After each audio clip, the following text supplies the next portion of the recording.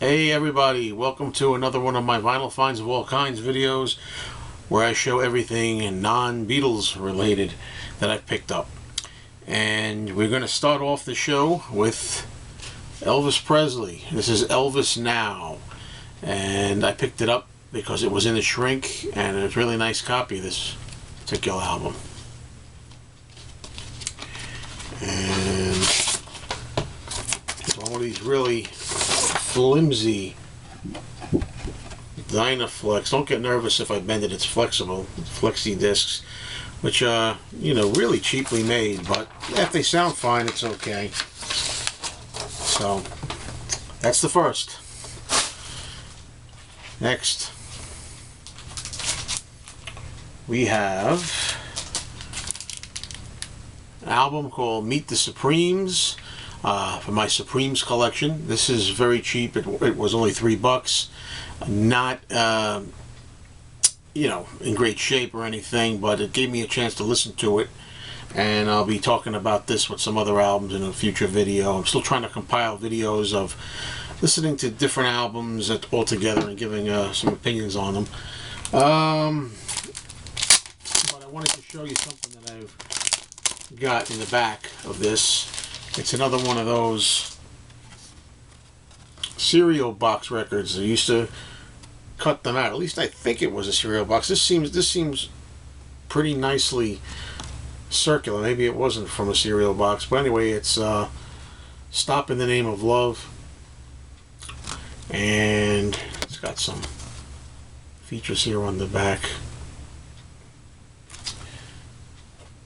I'm going to kind of keep that for now in the back here, back of this inner sleeve. Alright. Also going to do a sealed to reveal. I should have said that at the beginning. Later on, one of these albums, I'm going to open up, take the shrink off it, and see what's inside the gatefold. I picked up this album completely out of a curiosity. I'm not a big Star Trek fan, although I do really enjoy the original series. I have always enjoyed Leonard Nimoy in the role of Mr. Spock. I know that he was also a singer, and this is an album that I just had to have. I mean, it's a real curiosity. I know he's done other albums, but there's just something about this that I wanted. And Dot Records. There's certain albums we buy for nostalgia, make us feel good, even if they're not really something we're going to be playing over and over and over again. And this is one of those cases. I just think every now and then, pulling this out with the rest of my TV and movie album collection, I think it'll give me a little tickle. So it's something I like having. Okay, next up we're going to do another Nancy Sinatra record.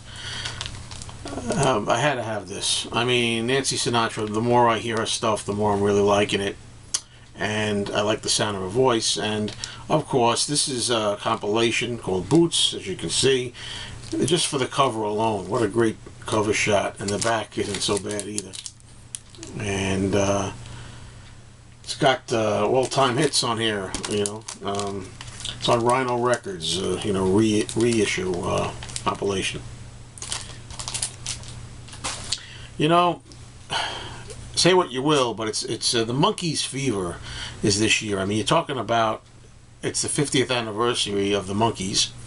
Their television show episodes are being reissued, I believe, on Blu-ray. They have a new album coming out. I've just heard that the vinyl is going to be now delayed till August, but I've heard a couple of songs from the new Monkees album already that snuck out, and I really like the two songs I heard, so I will be buying the album. And although I have a modest collection of Monkees, for this is so dirt cheap. David Jones, aka Davy Jones, and this is Davy's, I guess, debut album, and it's on the Cold Picks label.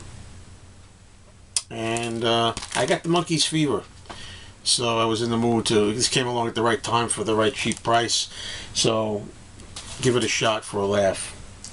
Okay, next up, now this is something really the wrong time of year for this, but I've never seen this album. Bing Crosby, A Christmas Sing with Bing, Around the World on Decca. And there's, the only Christmas album that I really know, the popular one with him with the Santa Claus hat, the red hat on, which is a great album in itself, is terrific. And this is the cover, actually. Remember this cover? But this album looks beautiful. And I'm going to actually take this out for a reason. Okay.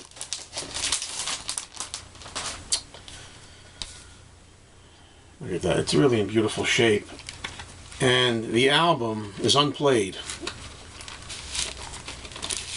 It's in one of these original bags that I'm going to keep it in, or at least I'll keep the bag even if I transfer it to another inner sleeve.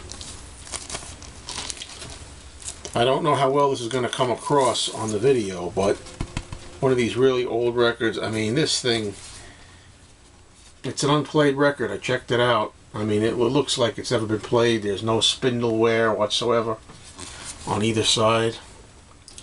And there are more Christmas songs on this than anywhere else that I've seen. There's some titles here that I personally haven't heard on or seen on a Bing Crosby Christmas album. So really the last thing I want to think about is Christmas at this point of the year. But there are 19 songs on here. And as I say, some of them I haven't heard before. Okay, this is an upgrade of sorts. Billy Joel. Now, I showed some Billy Joel albums not too long ago.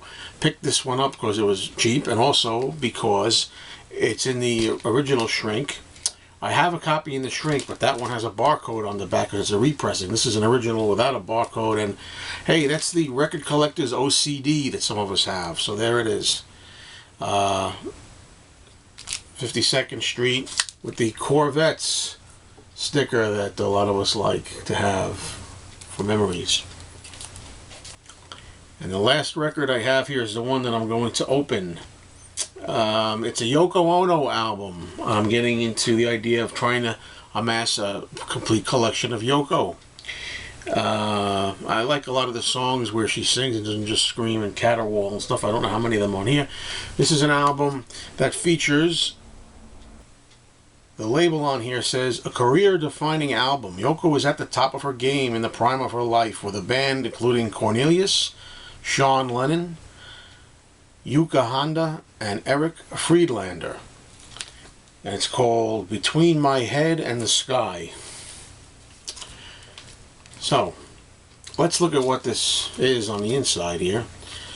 I assume there's going to be more substance to this than just a kind of whitish cover. The thing about, while I'm opening this, the thing I want to talk about is, I've been thinking for a long time of doing a video on Yoko Ono. And quite frankly, I'm thinking since she's 83 now, I hope, look, I'm not wishing any ill on Yoko. I'm just saying, I think I'm going to save it for when she passes. Now, I don't know when that's going to be, and I'm not saying I'm in any kind of rush or anything like that. In fact, instead of just pull the whole damn thing off, right? I'm going to open it up, right? I'll save the sticker, but, or maybe I won't, because somehow, uncharacteristically of me, I wasn't thinking and I ripped it. So I will not have the sticker for this album. Okay. Anyway, I'm thinking of saving the video as a tribute one day for those that appreciate it. And I know a lot of you hate Yoko, those who haven't even listened to all the music. I understand that. So spare me the comments because, it's not, I know how you feel. Anyway, the inside, well, not really a great gatefold. Or is it? Not sure what that is about, but make you think a little bit. What do we got on the inside there? Pretty standard stuff on this one.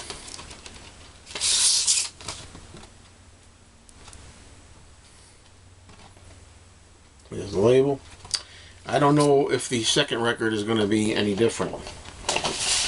I I wonder how many of you out there have gotten this far. If you've gotten this far, let me know, because I know a lot of people, since they hear Yoko, they run the other way. But say the other one, same deal, and the record is probably the same deal too. You betcha. So it wasn't all that interesting to open up. I thought maybe there'd be some photos in here or something. But anyway, I'm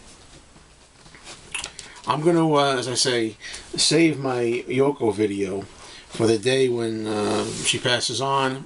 I don't know when that'll be. I'm in no rush. Anyway, that's the last item for this video. So thank you so much, everybody, for watching. If you actually watched all the way to the very end and indulged me with the Yoko, more power to you.